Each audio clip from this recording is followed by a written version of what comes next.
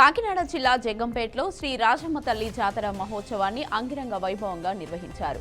ఆలయ ధర్మకర్త కొండ్రుల శ్రీను ఆధ్వర్యంలో ఈ జాతర మహోత్సవాన్ని జరిపినట్లు ఆలయ పూజారులు తెలిపారు. ఈ మహోత్సవంలో అమ్మవారిని ప్రత్యేకంగా అలంకరించి పూజలు చేశారు. వివిధ రకాల వేషధారణతో గరగ నృత్యాలు గ్రామస్తులను ఎంతగానో ఆకట్టుకున్నాయి.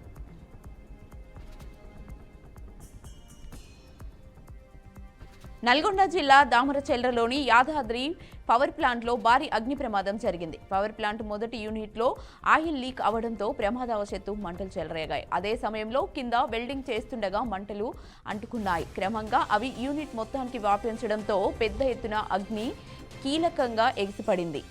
సమాచారం అందుకున్న అగ్నిమాపక సిబ్బంది ఘటనా స్థలానికి చేరుకొని మంటలను అదుపు చేశారు.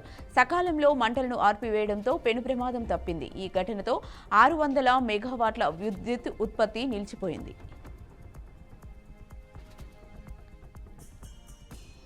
వికారాబాద్ జిల్లా పరిగి ఆర్టీసీ డిపో ముందు ఆర్టీసీ బస్సును వెనక నుంచి లారీ ఢీకొట్టింది. పరిగి నుంచి మహబూబ్ నగర్ వెళ్తున్న బస్సు ఆర్టీసీ డిపో ముందు ఆపడంతో వెనుక నుండి వస్తున్న లారీ డ్రైవర్ లారీని అదుపు చేయలేక బస్సు వెనుక భాగాలను ఢీకొట్టాడని స్థానికులు చెప్పారు. ఈ ప్రమాదంలో కండక్టర్ రాముల్కు స్వల్ప గాయాలయ్యాయి. సమాచారం తెలుసుకున్న పోలీసులు ఘటనా స్థలానికి చేరుకొని కేసు నమోదు చేసి లారీ డ్రైవర్ను అదుపులోకి తీసుకున్నారు. వేసవి సెలవుల కారణంగా తిరుమలలో వీఐపీ దర్శనాల సమయాన్ని మార్చారు. మే 1 నుంచి అమల్లోకి వస్తుందని టీటీడీ అధికారులు వెల్లడించారు. మే 1 ఉదయం 6 గంటల నుంచి వీఐపీ బ్రేక్ దర్శనాలు ప్రారంభమవుతాయని తెలిపారు. వేసవి సెలవుల రద్దీ దృష్ట్యా ప్రోటోకాల్ వీఐపీలకు మాత్రమే వీఐపీ దర్శనం ఉంటుందని, సామాన్య భక్తులకు అధిక ప్రాధాన్యత కల్పించేందుకు టీటీడీ నిర్ణయం తీసుకుందని అధికారులు పేర్కొన్నారు. ఆంధ్రప్రదేశ్లోని పలు జిల్లాల్లో రాగల 3 రోజుల్లో వర్షాలు కురిసే అవకాశం ఉందని ఏపీ విపత్తుల నిర్వహణ శాఖ తెలిపింది. శ్రీకాకుళం, విజయనగరం, అల్లూరి సీతారామరాజు, పార్వతీపురం, మాన్యం జిల్లాల్లో నేడు పిడుగులతో కూడిన తేలికపాటి వర్షాలు పడవచ్చని వాతావరణ శాఖ వెల్లడించింది. కొత్తగూడెం జిల్లా టేకులపల్లిలో విషాదం చోటు చేసుకుంది. కుటుంబ సభ్యుల వేధింపులు తట్టుకోలేక 6 నెలల క్రితమే ప్రేమ పెళ్లి చేసుకున్న ఓ యువజంట ఆత్మహత్య చేసుకుంది. గత 2 నెలలుగా కుటుంబ సభ్యులు వరకట్నం కోసం ఒత్తిడి చేస్తున్నారు. దీంతో వారి మధ్య తరచూ గొడవలు జరుగుతున్నాయి. అయితే కుటుంబ కలహాలతో విసిగిపోయిన భార్యాభర్తలు 24న కూల్ డ్రింక్లో గడ్డి మందు కలుపుకొని తాగారు. విషయం తెలుసుకున్న కుటుంబ సభ్యులు భార్యాభర్తలను ప్రభుత్వ దవాఖానాకు తరలించారు. అనంతరం మెరుగైన చికిత్స కోసం ఖమ్మం జిల్లా హాస్పిటల్కు తీసుకెళ్లారు. అక్కడ చికిత్స పొందుతూ భార్యాభర్తలు ఇద్దరు చనిపోయారు. ఈ ఘటనపై పోలీసులు కేసు నమోదు చేసుకుని దర్యాప్తు చేపట్టారు. ఇరాన్లోని అత్యాధునిక షాహిద్ రజాయి నౌకాశ్రయంలో భారీ పేలుడు సంభవించింది. ఈ ఘటనలో మృతుల సంఖ్య అంతకంతకు పెరుగుతోంది. ఈ ఘటనలో 40 మంది ప్రాణాలు కోల్పోయారు. సుమారు 1000 మందికి పైగా గాయపడ్డారు. వారిలో 197 మంది ఆసుపత్రిలో చికిత్స పొందుతున్నట్లు గవర్నర్ ముహమ్మద్ ఔసరీ తజియాని తెలిపారు. ఈ ఘటనకు గల కారణాలు ఇంకా తెలియలేదని అధికారులు వెల్లడించారు.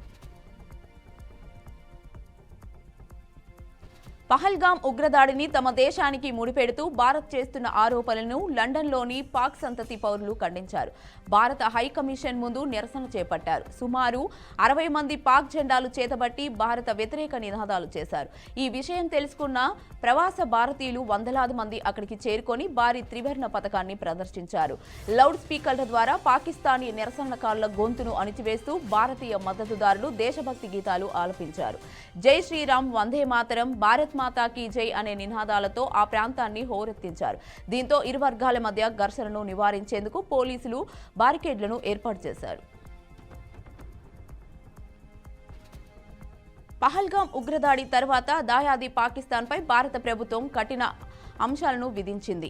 ఇందులో భాగంగా భారత్లో ఉన్న ఆ దేశ పౌరులను దేశం విడిచిపెట్టి వెళ్లాలని ఈ నెల 24వ తేదీన భారత ప్రభుత్వం ఆదేశించింది. ఏప్రిల్ 27వ తేదీ వరకు పాకిస్తానీలందరూ భారత్ నుంచి వెళ్లిపోవాలని చెప్పింది. నిన్నటితో ఆ గడువు ముగిసింది. అయితే కేంద్రం ఆదేశాల తర్వాత 4 రోజుల్లో అట్టారీ వాగా సరిహద్దు ద్వారా 9 మంది దౌత్యవేత్తలు అధికారులతో సహా 537 మంది పాకిస్తానీయులు స్వదేశానికి వెళ్లారని, అలాగే పాక్ నుంచి 850 మంది భారతీయులు స్వదేశానికి తిరిగి వచ్చినట్లు కేంద్ర ప్రభుత్వం వెల్లడించింది. పరమేశ్వరుడి పవిత్ర ఆలయమైన 12 జ్యోతిర్లింగాల్లో కేదార్నాథ్ ఆలయం ఒకటి. చార్ధామ్ యాత్రలో భాగంగా జ్యోతిర్లింగ క్షేత్రమైన కేదార్నాథ్ ఆలయాన్ని మే 2వ తేదీన తెరవనున్నట్లు కేదార్నాథ్ ఆలయ కమిటీ తెలిపింది. వేద పండితుల మంత్రోచ్చరణ మధ్య ఆలయ తలుపులు తెరుస్తున్నట్లు ఆలయ కమిటీ అధికారులు తెలిపారు.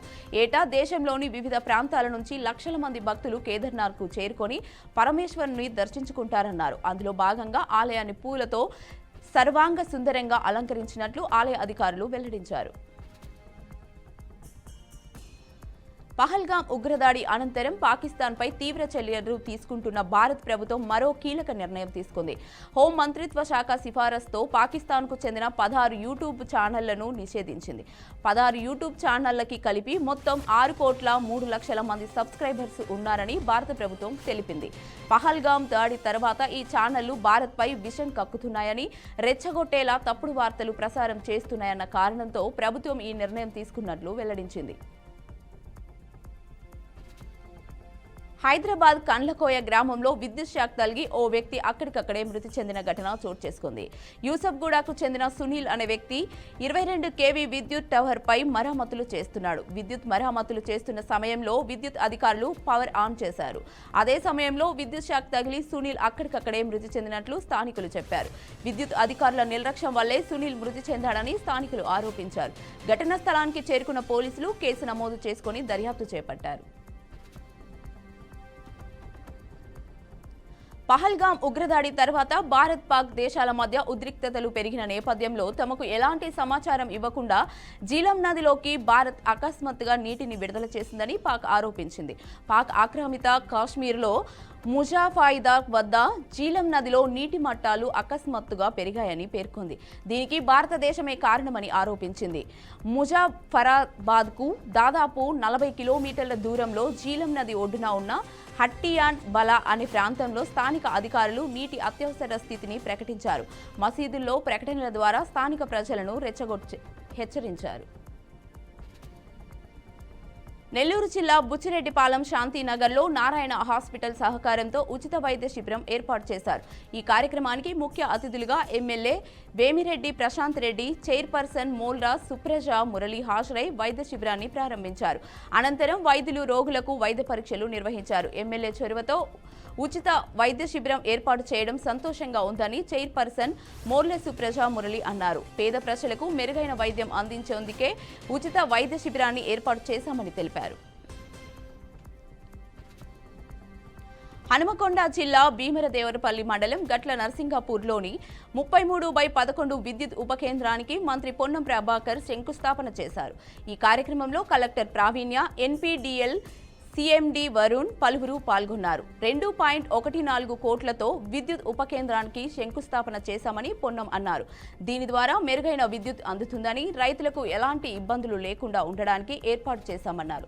అప్రకటిత కరెంటు పోకుండా కూడా చర్యలు తీసుకున్నామని తెలిపారు. ప్రభుత్వం విద్యుత్కి అధిక ప్రాధాన్యత ఇస్తుందని మంత్రి పొన్నం ప్రభాకర్ అన్నారు.